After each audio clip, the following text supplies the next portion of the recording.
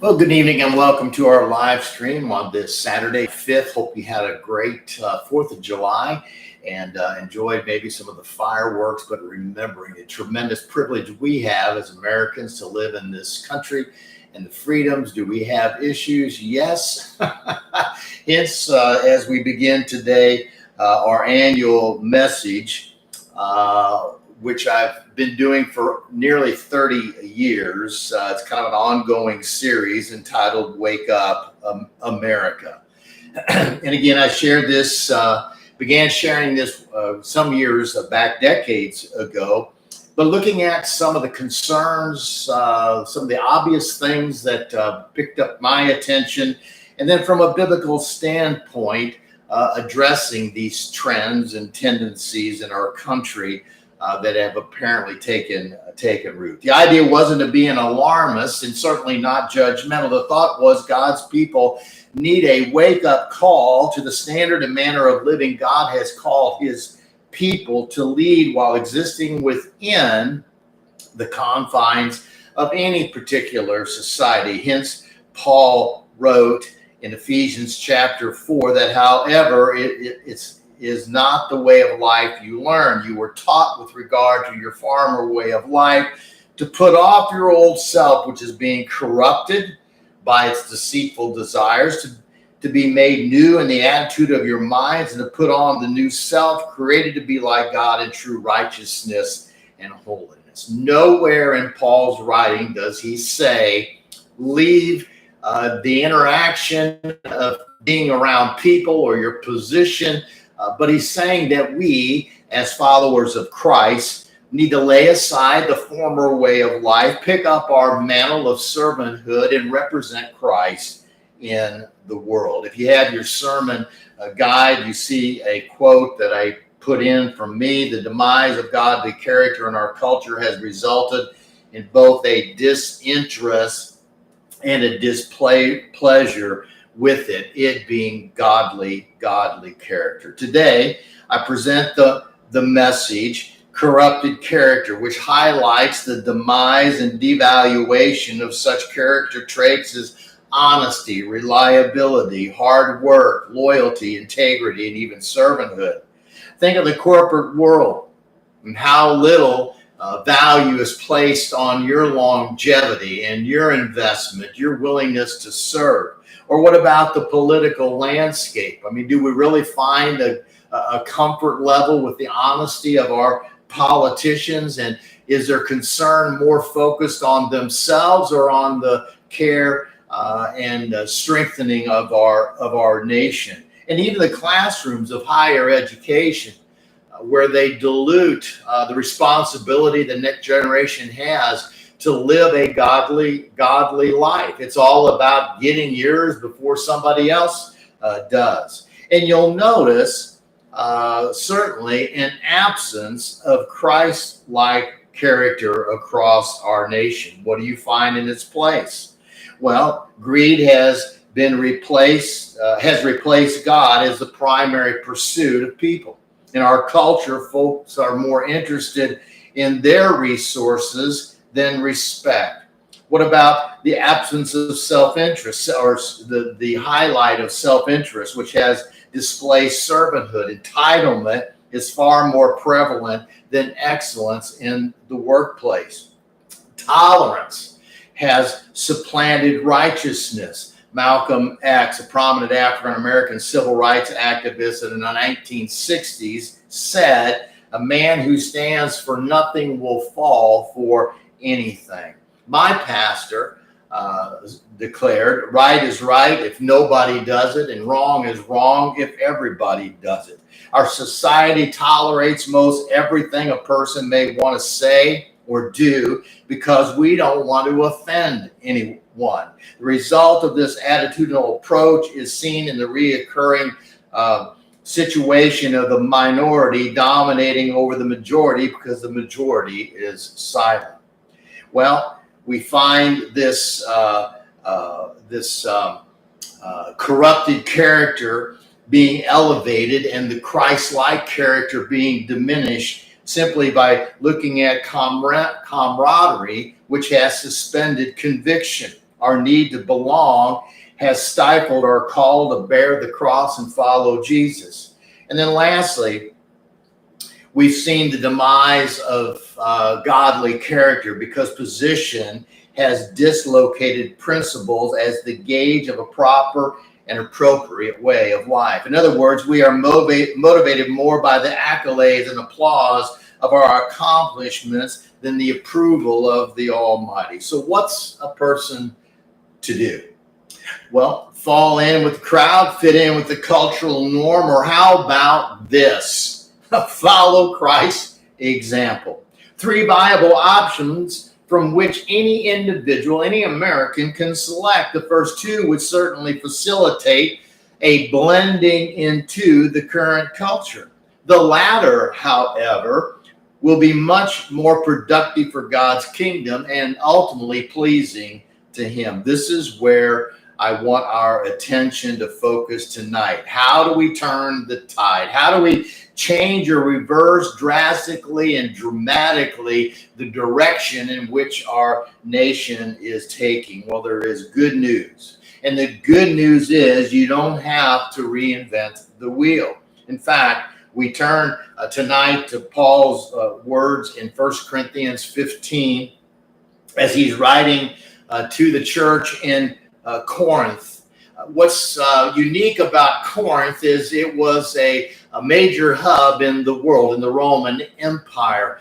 And here you had followers of Christ, people coming to Christ, and yet there they were rooted in this society that was it was very sinful. It was just horrible. The worship of idols and the god of lust, Diana, and it just was very difficult for them to exist. And yet Paul is saying, but that's your task.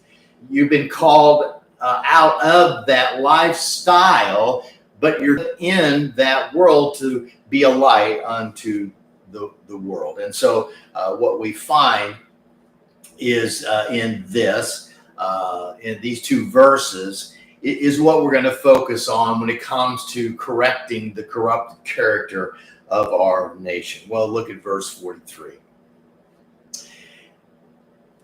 Do not be misled, or be not misled. Do not roam. Don't vacate truth. Do not venture away from virtues, godly virtues. I was sitting with a prominent resident of our area who was considered by many to be a reputable Christian. In our conversation, he had asked if I had by chance seen a particular movie, to which I replied, well, what's the rating?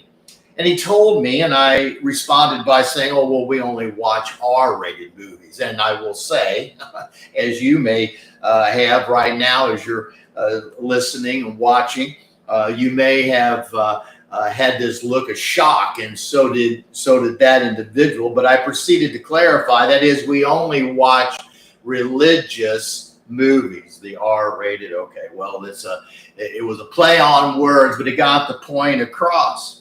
The world is constantly promoting itself as the best experience, when in reality, it is the worst experience. The world is convincing for sure, which always reminds me of the idiom, misery loves company. How do we as followers of Christ turn the tide toward Christ-like character? Well, first of all, by refusing cultural reasoning and rationale.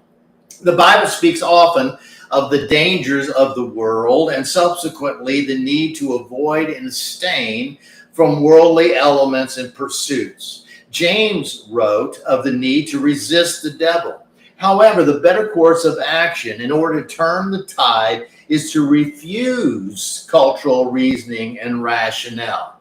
Now, it doesn't mean you become belligerent. It doesn't mean like you point to them and say to them, well, they're wrong, because that's not going to be fruitful. You're going to get nowhere in your witness and in your words. There's no reason for you, however, to engage or entertain the concepts or thoughts of the world.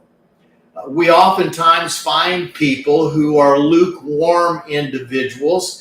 Spoken of in the book of Revelation, we find people who like to dip their toe in the water. They like to get as close to worldliness as they can without vacating and missing out on at least viewing godliness.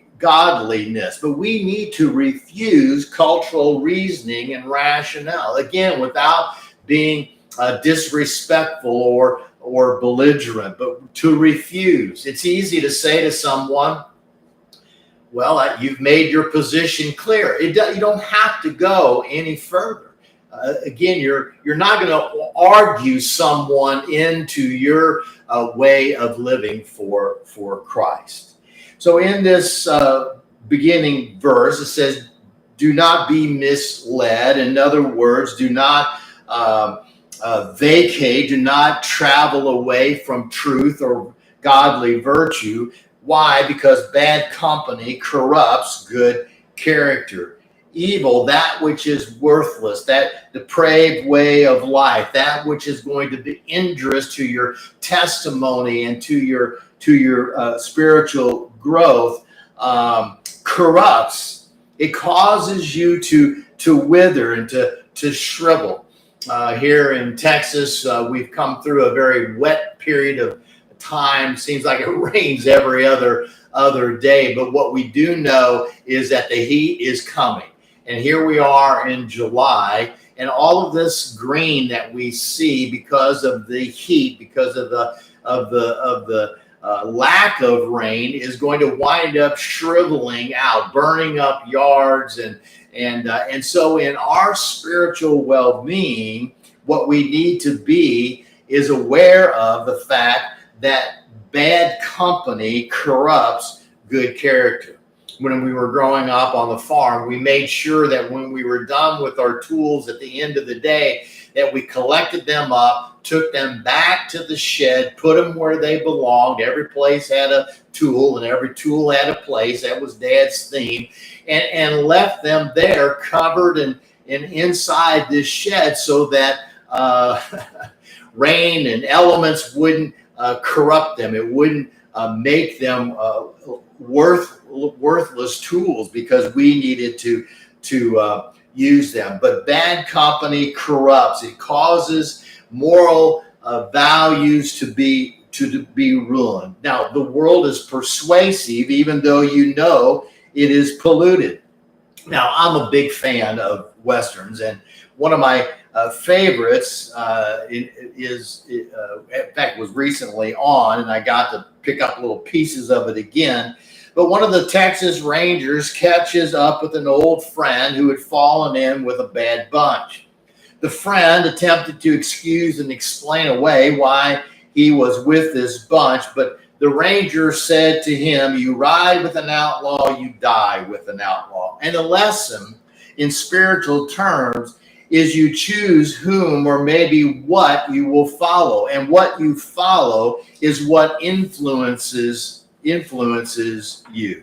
Natural man is no doubt bent toward evil. He's easily distracted, easily corrupted.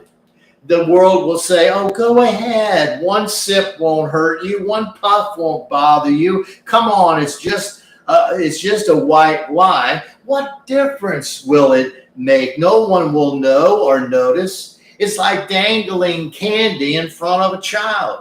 You must disavow the ways of the world and the wicked and commit your life to following Christ and becoming like Christ. Now, how do we do that? How do we, as followers of Christ, turn the tide toward reestablishing Christ-like character in our nation? Well, second of all, we need to wake up to the virtue and value of godliness. Go back to our passage in 1 Corinthians 15. Look at verse 34. Come back to your senses. Don't you want to say that to people that are around you, people who are entrenched in the world? Like, what were you thinking? Come back to your senses. In reality, true followers of Christ have been asleep at the wheel. We permitted prayer to be eliminated from schools. We've allowed abortion to become a viable option. We've stood by while lies have been accepted, and we've become numb to the rise of societal idols who have taken the limelight away from hardworking men and women who step into the trenches on a daily basis to protect and provide for their families and even our country. It is time to wake up.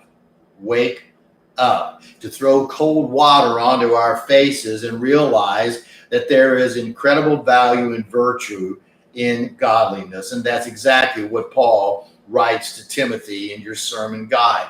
Followers of Christ are supposed to be a force to be reckoned with, an army of believers who are willing to take up their cross, put on the full armor of God, and go forth into the world with the good news. Now, where is that army?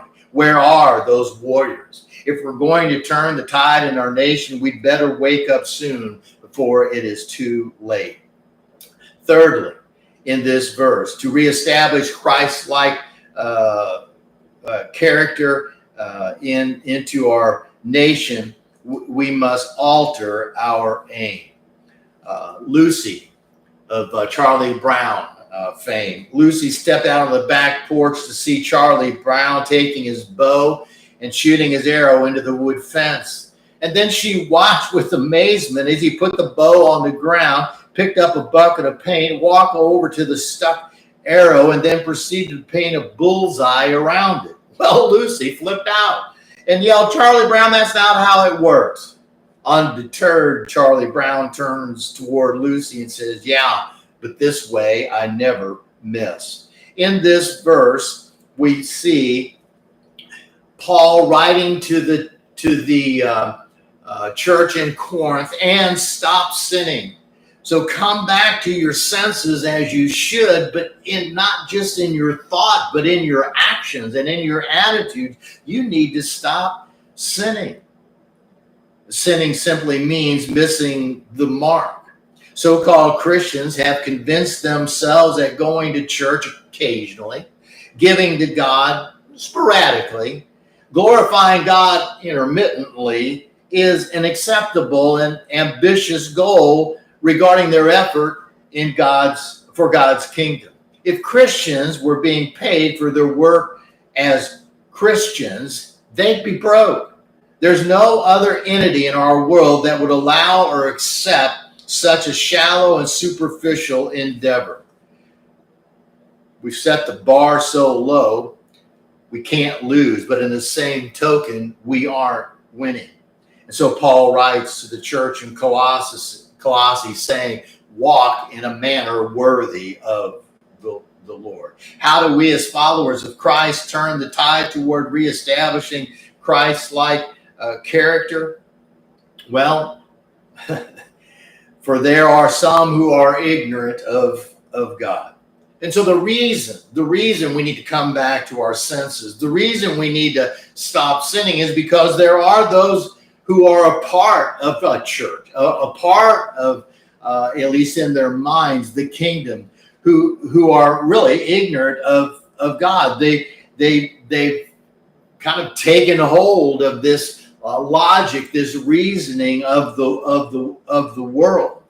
And so what we realize is that we have to serve to reestablish Christ-like character into our nation. We must serve as a living testimony of God.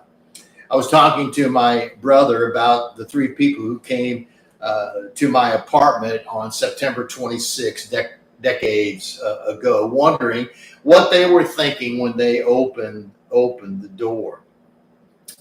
They had come to share Christ if the opportunity arose. We're so concerned, most of us, so concerned about not being offensive that we've ceased being effective. Now remember this, you aren't called to change people, only to live like Christ. It's the Holy Spirit's task to convict, enable the world to understand God's truth. Yet remember this, most often he utilizes your life as a catalyst or spark to pique their interest in the things of God. The church is to be a counterculture, rather than a subculture. And I fear that we have in our country taken the church experience and watered it down to the point that we don't want crosses in our facility. We don't want to be identified in any way that might be offensive. And again, it's hard to determine where the line has been drawn between worldliness and godliness. God's people aren't called to be rebels, but to be disrespectful, or even to be antagonists or serve as protesters. We are here to serve as a living testimony of God. One last thing we find in these two verses: to reestablish Christ-like character into our nation, we must bear responsible for the condition and the cure. You need to, I need to, every individual. Don't pass the buck. In this passage, Paul says, I speak or I say this to your shame. In other words, what Paul is saying is this worldliness that the church in Corinth was kind of hanging on to and not letting go of, and people that weren't coming to Christ, it was on them. They weren't living a life that was, again, a living testimony. The people would look at them, and people will look at others who so-called are churchgoers. They call themselves Christians. They go to church. They feel good. They go out and they act and say and do things just like the world does. Every follower shoulders to some degree the mess our world is in. You can't fault the world for acting like the world.